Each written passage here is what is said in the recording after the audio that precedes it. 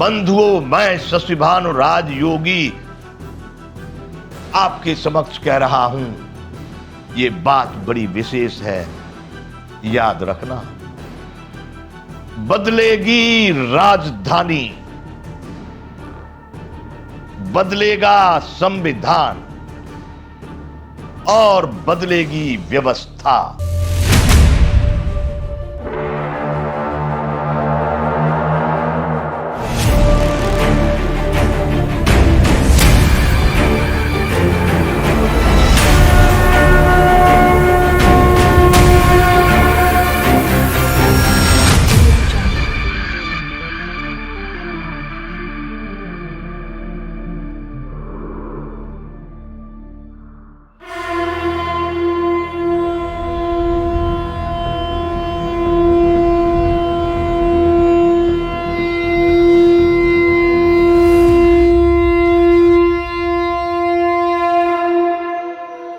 जय विश्व बंधु। भारत गाथा। बंधुओं, मैं चर्चा कर रहा हूं भारत को सर्वोपरि देखने के लिए, सर्वोपरि होने के लिए किन किन बातों को हम भूल रहे हैं। उसमें मैं चिंतन कर रहा था कि बड़े बड़े शहरों में चौराहे चौराहे पर भिखारियों की जो लाइन लगी हुई है, और ये भारत, श्रेष्ठ भारत, आत्मनिर्भर भारत, संपन्न भारत नहीं माना जाएगा। तो क्या बंधुओं, मैंने वैसे तो कहा कि समाज हो, कि सरकार हो, कि प्रशासक हो, कि साधु बाबा हो, कि जो हो, किसका उत्तरदायित्व है। मैं मानता हूं देश में किसी भी घटना का उत्तरदायित्व केवल सरकार का है। सरकार चाहे तो समाज हो, कि साधु हो, कि पत्रकार हो, कि कोई भी हो, और हो भी रहा, भी देख ले आप। कौन सरकार के विरुद्ध जा सकता है? सरकार क्या नहीं कर सकती है? तो क्या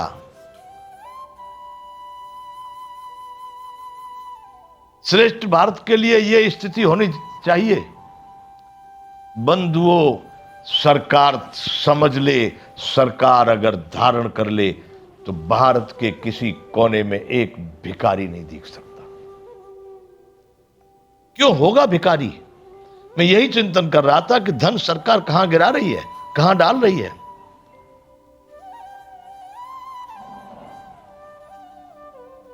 साहब, भारत का जो ऋण बढ़ रहा है, यदि सरकार अपनी सामर्थ्य का उपयोग करे तो 2 वर्ष में 1 रुपया भारत पर ऋण नहीं रह सकता। कहने को कह रहे हैं लोग, लेकिन मैं कहता हूं चापलूसी, मैं कहता हूं तुष्टीकरण। धन जा रहा है उस तुष्टीकरण के चक्कर में।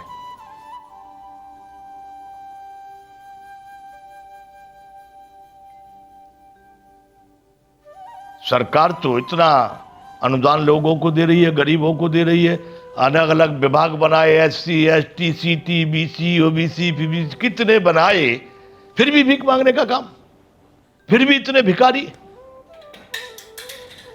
क्या हम लोग तो बोलते हैं कभी और हमारी क्यों सुनेंगे, क्यों मानेंगे? हम कौन होते हैं? अरे बंधुओं, एक जगह भीख मांगने के लिए एक लड़की रही होगी 12-14 साल की। हमारे साथ जो भाई गाड़ी चला रहा था, उसने आके शीशा खटखटाया तो उसने कहा, भाग, चल, भाग भाग भाग भाग। हमको रहीमदास जी का वही दुआ याद आ गया कि उनसे पहले बेमरे जिन पर निकसतना है। अरे बोला, गुरुजी, ये सब धंधा करने वाले हैं, ये कोई भिखारी मजबूरी नहीं है।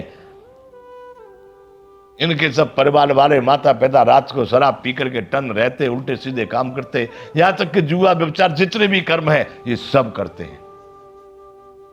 और बंधुओं, ये सिद्ध भी हुआ है। वो भगाने लगा, हमने कह दिया भाई दे दे, अरे कुछ दे दे। तो साहब, 2 रुपए का जो सिक्का आता है वो गाड़ी में उसके पड़ा, उसमें से उसने निकाल के एक 2 रुपए का सिक्का उसको कांच खोल के यूं दिया। और बंधुओं ये सत्य घटना है। उसने देखा ऐसे नंबर 2, 5 कदम पीछे हटके फेंक के सिक्का इतनी जोर से मारा कि यदि उसकी आंख बांख वहां पर लग जाता तो लगता कस के। अच्छा कि निशाना उसका गलत रहा, कांच में टकरा के अंदर गिर गया।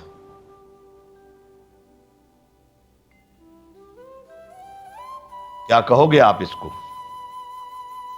भिखारी? ये तो बड़े सामर्थ्य वाले लोग हैं। कौन करवा रहा है ऐसा? कैसे हो रहा है ऐसा? ये भारत है आत्मनिर्भर, ये भारत है प्रसन्न भारत, ये भारत है संपन्न भारत। किसकी लापरवाही, किसकी कमजोरी, क्यों हो रहा है ये? भाइयों, ये तुम जूते पहन के मकान में जाते रहोगे रोज, 1 महीने के बाद एक टोकरी मिट्टी निकलेगी। हम बड़े महान हो सकते हैं विश्व लेवल पर, आज हम नहीं हैं। गलटप बात है। ये छोटी छोटी कमजोरियां मनुष्य को डुबा देती हैं। ऐसे छोटे छोटे ये भारत के ये छोटी छोटी बातें लग रही हैं, लेकिन ये बहुत विचित्र है। ये भारत की प्रतिष्ठा के लिए, ये भारत के सम्मान के लिए, ये भारत की आत्मनिर्भरता के लिए विशेष रुकावट है। ये दूर नहीं हो सकता। अरे साहब, 24 घंटे में भारत में एक भिखारी दिखाई न दे। सरकार अगर समझ ले, सरकार अगर निर्णय कर ले, सरकार यदि धारण कर ले इस बात को, फिर भारत में भिखारी दिख जाए। एक भिखारी आपको नहीं दिखाई देगा 24 घंटे में। अब इसको भी लोगों ने धंधा बना लिया, भीख मांगना भी एक धंधा ही। चलो भाई, भीख मांग रहे हैं लोग, भाई वो भिखारी भी करते, क्यों भिखारी बने रहेंगे? वो समय था बंधुओं, भारत जब विश्वगुरु था, भारत जब संपन्न था, भारत जब सोने की चिड़िया था, वह था। अब तो भाई जाति सूचक शब्द नहीं बोलने का, नहीं बोलने का, कोई ऊंचा नीचा शब्द नहीं बोलने का, नहीं बोलने का, ऐसा नहीं बोलने का, वैसा नहीं बोलने का। बंधुओं, किसी भी समाज में, किसी भी जाति में यदि कोई एक परिवार जब कमजोर पड़ जाता था, अरे भीख मांगना तो बहुत दूर रहा, तब तक वो समाज मिलकर के उसको उठा लेता था। हमारे जातियों के संबोधन या समाज के अलग अलग विभागों का मतलब ये था कि जिस समाज से वह व्यक्ति है, वह समाज किसी भी जाति से हो, अरे उनको ये लगता था हमारा व्यक्ति, हमारी जाति का व्यक्ति इस तरह से दर दर पर ठोकर खाएगा, दर दर पर भीख मांगेगा, इसका अपमान होगा। अरे हमारे समाज का होगा, फलानी जाति का है भाई। पूरा समाज अपने को उत्तरदायी मानता था और कोई भी व्यक्ति वहां उठा लेते थे इसको, वैसे कार्य के लिए इसको नहीं जाने देते थे। समाज अपने प्रेम से, प्रमाद से, शक्ति से, सामर्थ्य से, किसी भी प्रकार से उसको समाज की धारा में ही रखते थे, इधर उधर नहीं होने देते थे।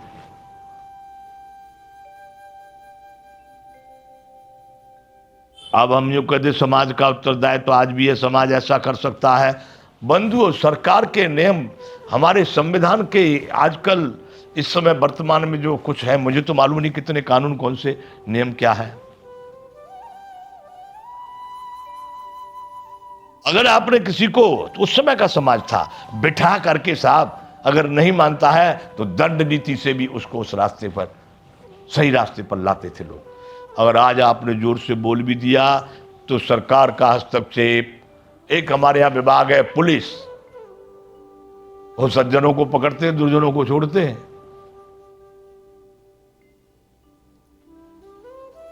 तुमने क्यों रोका, तुमने ये बात क्यों कही, आप अपराधी सिद्ध हो जाएंगे।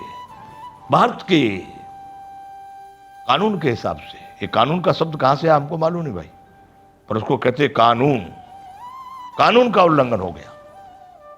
ऐसे नीति नियम बना दिए सरकार ने कि यहां पर कोई व्यक्ति, अरे अपना बाप बेटे बेटी को नहीं रोक सकता है, माता अपनी पुत्री को नहीं रोक सकती है। किसी भी रास्ते पर जा रहे हो, आप मजबूर, बेबस, परबस, लाचार, असहाय बन करके देखते रहो। यही है भारत। इसी से आप भारत को बनाएंगे, इसी से आप बनाएंगे। बंधुओं, मैं शशिभानु राजयोगी आपके समक्ष कह रहा हूं, ये बात बड़ी विशेष है, याद रखना। बदलेगी राजधानी, बदलेगा संविधान और बदलेगी व्यवस्था। ये सभी बातें बिल्कुल सत्य हैं। जय विश्व बंधु।